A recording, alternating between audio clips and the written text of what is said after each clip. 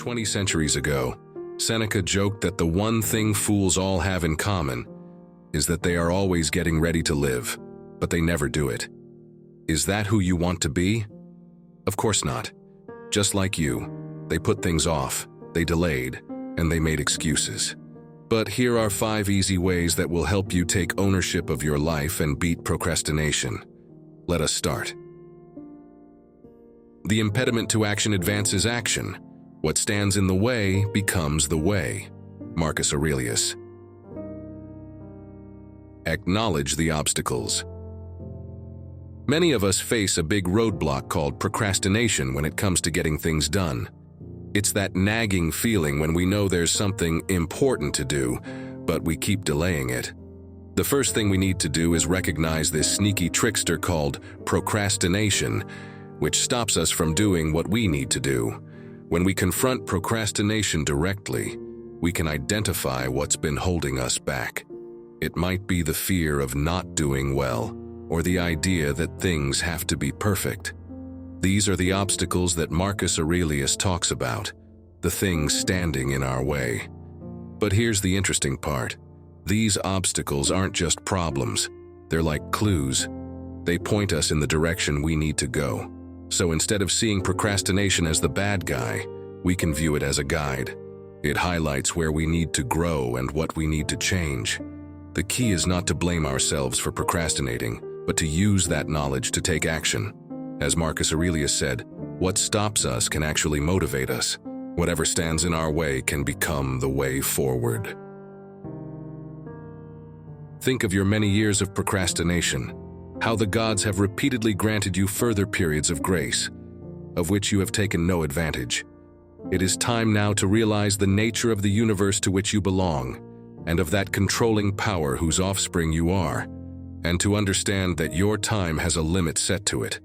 Use it then, to advance your enlightenment, or it will be gone, and never in your power again. Marcus Aurelius. Never take advantage of your time. Consider all those times you put things off, the many moments where you delayed doing what you knew you should. Marcus Aurelius urges us to reflect on our years of procrastination, likening them to chances given by some cosmic force to get things done.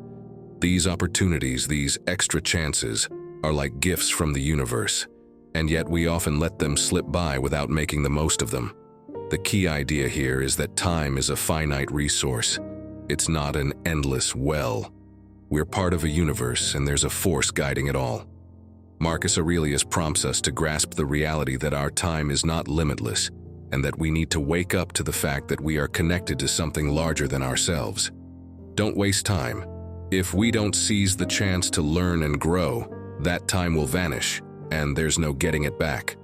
So it's a call to action, a reminder to make the most of the time we've got, because once it's gone, we can't rewind the clock. It is not that we have a short time to live, but that we waste a lot of it. Seneca. Live in the present. Our lives are not inherently short, but rather, it's our tendency to squander a significant portion of our time that makes it seem so. In the same way, our lives are filled with moments, but when we procrastinate and delay taking action, it's as if we're letting those moments slip away unused. Similarly to having a full day ahead of us, yet spending hours engrossed in trivial distractions rather than engaging in meaningful activities. Living in the present, according to Seneca, is about making the most of the time we have right now. Procrastination, in this frame, becomes a sort of self-inflicted time wastage, a habit of pushing important tasks into an uncertain future. Seneca's insight urges us to break free from this cycle, to recognize the richness of the current moment, and to invest our time wisely, ensuring that we don't let it slip away unnoticed or underutilized. So it's a call to be present, to engage with the opportunities and challenges of the here and now, understanding that the quality of our lives depends on how consciously and purposefully we use our time. It is essential for you to remember that the attention you give to any action should be in due proportion to its worth, for then you won't tire and give up, if you aren't busying yourself with lesser things beyond what should be allowed. Since the vast majority of our words and actions are unnecessary, corralling them will create an abundance of leisure and tranquility. As a result, we shouldn't forget at each moment to ask, is this one of the unnecessary things? Marcus Aurelius. Less is more. Be mindful about how we spend our time and energy. Marcus Aurelius is suggesting that we should align our efforts with the true value of the tasks at hand. It's like recognizing that not all activities are created equal. Some are more worthwhile than others. He advises us to allocate our attention in proportion to the significance of our actions, avoiding getting bogged down by trivial matters. By questioning whether each moment is occupied with something truly necessary, he prompts us to streamline our focus. This is to declutter our mental space, making room for more meaningful pursuits.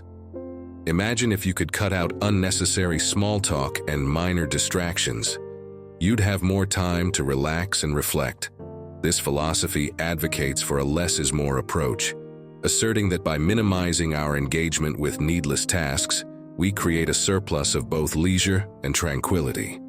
In essence, it's about recognizing the value of our time and directing our attention toward what truly matters, a mindset that can be particularly effective in combating the tendency to procrastinate on essential tasks by discerning them from the noise of less important activities. In many circumstances, we do not deal with our affairs in accordance with correct assumptions, but rather, we follow thoughtless habit. Musonius Rufus. Manage your habits. At times, we don't really ponder through our tasks. We just do them out of habit, almost like robots following a routine. Now, these habits, when it comes to getting stuff done, can sometimes lead us straight into procrastination. Take, for instance, always checking your phone before starting work, and suddenly, you've spent half an hour scrolling through social media. Musonius Rufus wants us to be in control of our habits, not the other way around. He's saying that we often do things just because they're habits, not because they actually make sense. When it comes to beating procrastination, he advises us to be like detectives investigating our own habits. It's about checking how we usually do things and figuring out if those ways are helping or hurting us. Then, we need to intentionally choose to beat procrastination, taking charge of our actions to make sure they lead to success, instead of blindly following a script that might end up in procrastination. Lastly, Stoicism says that the main reason we put things off is because we don't always see what really matters or what we can actually change. Sometimes we delay things because we're scared, lazy, or see less important things as more crucial. Stoicism wants us to fix these misunderstandings and pay attention to what we can do ourselves, which we have total control over. Just remember, the time you spend not doing things is time you could have used for something great. With that, this is again a powerful quote. Thank you for staying with us until the end. We'll see you again in our next video.